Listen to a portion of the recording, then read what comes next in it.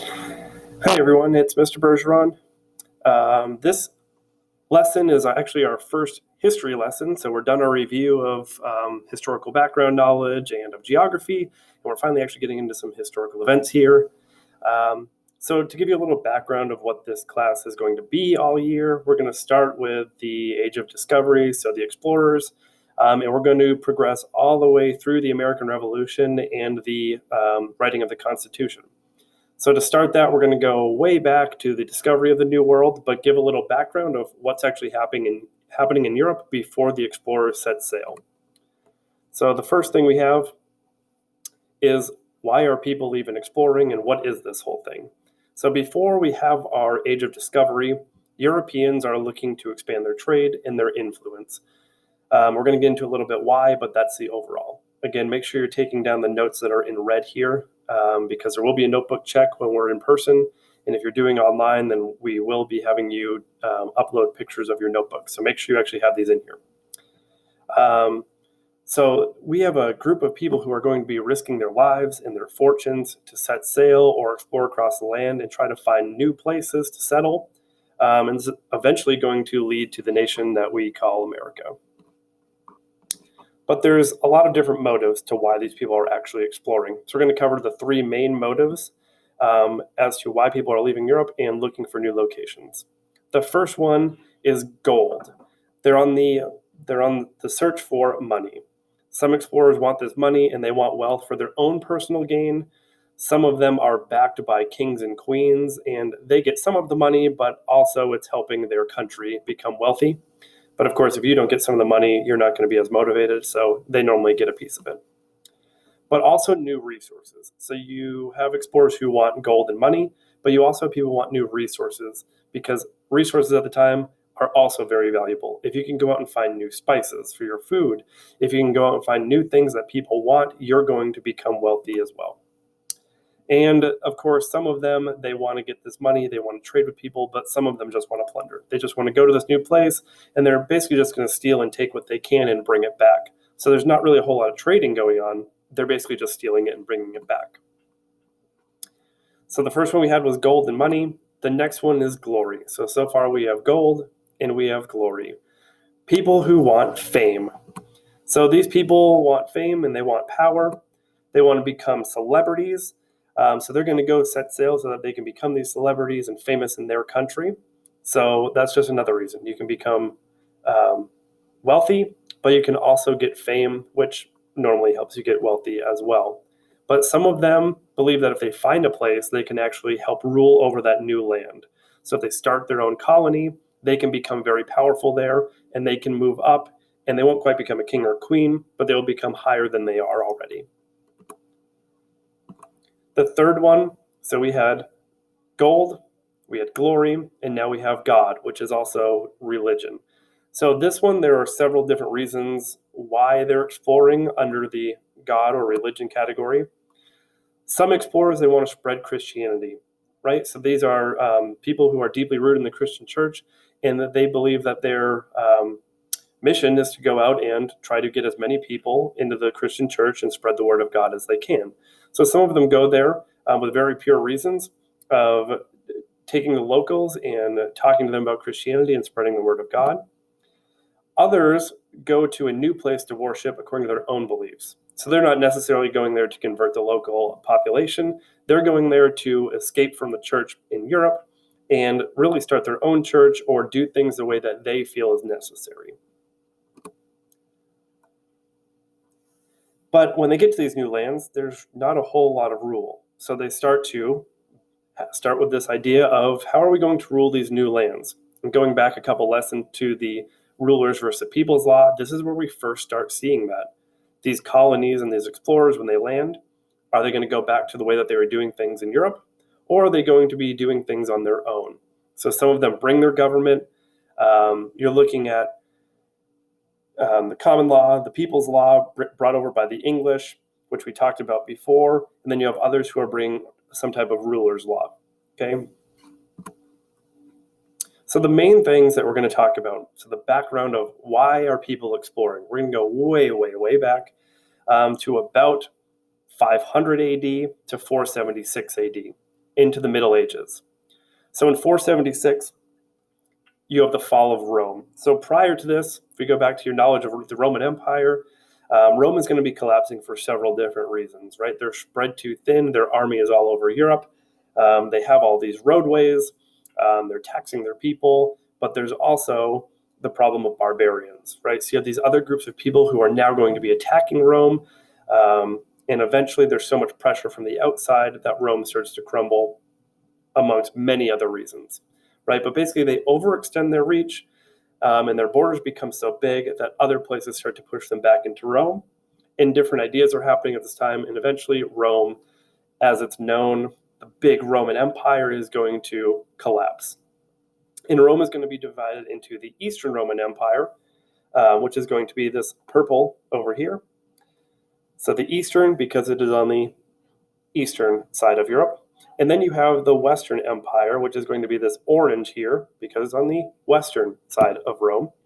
And these are going to be the two different empires. So it's much different. This isn't all of Rome anymore. It's two very separate empires. One here, the Western Empire, is based in Rome, in Italy.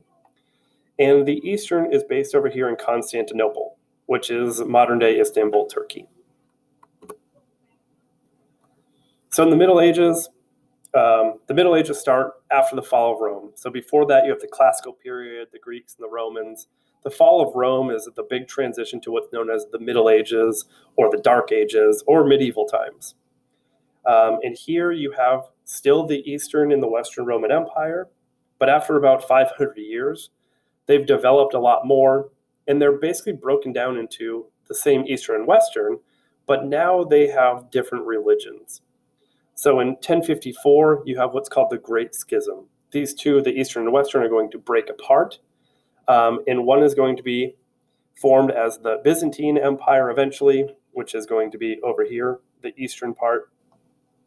And then you have the Holy Roman Empire, which is going to be what we know as formerly as Western Rome. So Eastern becomes the Eastern Orthodox Church. Western becomes a Roman Catholic Church because Rome's over here. So Eastern Orthodox is in the east. Roman Catholic is by Rome. So we have... All right, so going back, sorry, there was someone at the door, so I had to pause for a second. So going back, we have the Eastern and the Western Empire. They're going to split in the Great Schism in 1054 and become two very separate churches. So the Holy Roman Empire over here, and the Eastern Orthodox Church. So you have these churches. They are still based in Christianity, even though they are different. They believe in several different things. There's even stories that they were debating on which type of bread they should be eating. So they just really can't agree on much, so they eventually split. But they are still based on Christianity. So as time progresses, you have this other group known as Muslims. So they are followers of Islam, which is going to start spreading in the 7th century. And this map on the right over here is showing that spread of the Islamic world, which is mostly going to be here on the Arabian Peninsula, into this area of Persia, and then over into Africa as well. So we have the Byzantine Empire right here in Turkey. And then, of course, it says the Kingdom of the Franks, but this is the Holy Roman Empire up here. So still all of this purple is going to be Christianity, right? And then over here, you have Islam starting to spread.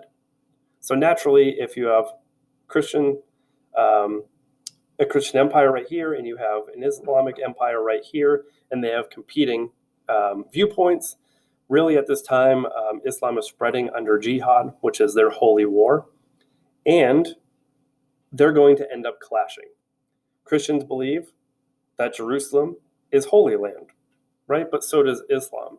So as Islam is spreading and taking over more land to grow their religion, Christianity is going to be shrinking because they're starting to come into their territory. So this is going to anger Christians who believe that this is their Holy Land. So they start to push back into Jerusalem, and the Muslims are going to be upset because they view that it's now their land. So there's going to be battles between the two competing ideologies. And the Pope, the leader of the Roman Catholic Church, says that these Christians are being called to a crusade, really to defend their holy land. So he wants kings and any nobles from Europe to go out and actually fight the Islamic invaders and kick them back out of the Holy Land. Well, of course, the Muslims are not going to like this because they want the land as well. So they're going to be fighting back. So over hundreds of years, there are multiple crusades that leave Europe and go to fight for the Holy Land. But how this leads to the exploration is these people are going to be returning with riches and spices from the new areas that they've been exploring. And it also brings a desire for new goods. So these people bring back things that they've seen in Persia and in Arabia, and new spices and new tastes, and they want to go out and get these things. So here we can see a little bit more about the Crusades and where they're leaving from. You can see there's a first, second, third, fourth Crusades, and a better map of the Muslim and Christian lands here. So again, these people are leaving Europe to go and fight for this area here known as the Holy Land. When they come back from the Crusades, they're still in this period known as the Middle Ages, right? And it's really based on feudalism, which is a system of government where land is exchanged for services. So thinking of the Middle Ages, we normally think of kings and queens and knights, right? And if you think of that, that's mostly what was happening at the time, right? So we have on this pyramid here, you have kings at the top, just under them are nobles, so they're going to be owning land. Then you have knights who are protecting that land and owning small pieces of land themselves. Then you have the peasants who are just people working on this land. So at the bottom, peasants are the workers, right? Knights are protecting things, nobles are landowners, and then, of course, the king is making the rules. So there's a relationship between all of them. There's a little bit of trade-off here. You have people who have land, and they're getting exchange for land and services. But the problem is that the society is built on this, and it lasts for quite some time, where the kings have all the power, the peasants are at the bottom just working. But as people start leaving for the Crusades during the Middle Ages and start bringing new goods back, you have merchants who start to appear, you have traders who start to appear, and they start gaining wealth. So there becomes this middle class right around this area where the knights are, of people who all of a sudden have money, but they're not warriors. They're the ones trading these goods. And there really adds a new level to this pyramid here, which is merchants and traders. So this is going to disrupt this whole idea of feudalism. But there's also another really important thing that's happening at this time. You have the Black Plague, the Black Death, the bubonic plague, where about 1/3 of Europe's population is going to die of this disease. So you're probably looking at that and saying, well, how does this disrupt this pyramid here? And the reason is the peasants at the bottom. Right, you have a large group of peasants here, but if 1/3 of the population is dying, the peasants are going to be hit pretty hard. So these people become very, very important here because you need people to work in your fields, right? So you start to provide them better things because you want to keep them happy and working for you, or they're going to go somewhere else. So peasants become almost like workers now, right? People leave different jobs for pay. People want to be taken care of. And this is starting to happen here with the peasants as well. Because so many people are dying, peasants become very, very important. You need to keep them so that they're farming and they're giving you food. And if you let them leave, your farm will fail. So peasants start to move up a little bit higher as well, and they get more rights. So now feudalism is starting to really crumble because of the Black Plague and peasants getting more rights because people are taking care of them because they need them. And you also have this new class of traders and merchants that's happening here because of the Crusades and the new goods that people are wanting. So to recap a little bit, you have feudalism. It's this idea of the king at the top, the peasants at the bottom, and now it's starting to crumble because of the Crusades are changing things and the Black Plague is changing things. Around the same time, you have a guy named Marco Polo. And he is going to be traveling from Venice, Italy to China, and he's going to eventually publish a book of his travels where he describes all the wonderful things that he saw and the different culture that he experienced. And what this really does at the basic level is it just encourages Europeans to start trading and exploring even more. Right after this, around this time, you have what's known as the Renaissance. And there'll be a timeline at the end so you can kind of see this develop a little bit more. But we talked about the Middle Ages. So you have the Middle Ages, the Dark Ages, and we had the Black Death during that time. We have the Crusades during this time. And really, at this time, people are just focused on survival. They're just working their land. They really just want to survive. They want to get rid of the bubonic plague. There's less focus on art and creativity, and more focus on just working a farm, surviving, really, doing what you and your family need to do to survive. And many trades and ideas are forgotten at this time because people are so focused on just their everyday life. So the ideas of architecture in ancient Rome and Greece are starting to be forgotten. Different trades are starting to be forgotten as well. So this next period after the Dark Ages is known as the Renaissance, or a rebirth. And it's really a rebirth of this classical idea of Rome and Greece. So people start to focus again on writing and science and literature and art, things that they were focused on in Greece and Rome, but kind of forgot about in the Dark Ages here. So as the Renaissance starts coming, people realize that they are going to start building new structures, and they're going to focus again on writing, science. And this curiosity leads to more exploration. People want to start knowing things. They want to trade even more, and they want to grow their knowledge base. So they start to explore. And there's a really key invention here during this period with Johann Gutenberg. So he's a German, and he invents the printing press. And this invention completely changes the world. So at this time in Europe, there's about 30,000 books. So you have 30,000 books in Europe, and then Johann Gutenberg is going to invent the printing press. And within 50 years of him inventing this, there's going to be 12 million books in Europe. So within a 50-year span, you have 30,000 books to 12 million books. And while it's great to have all this knowledge going around in books, the most important book he's going to actually print is also his first one. So he prints the Bible.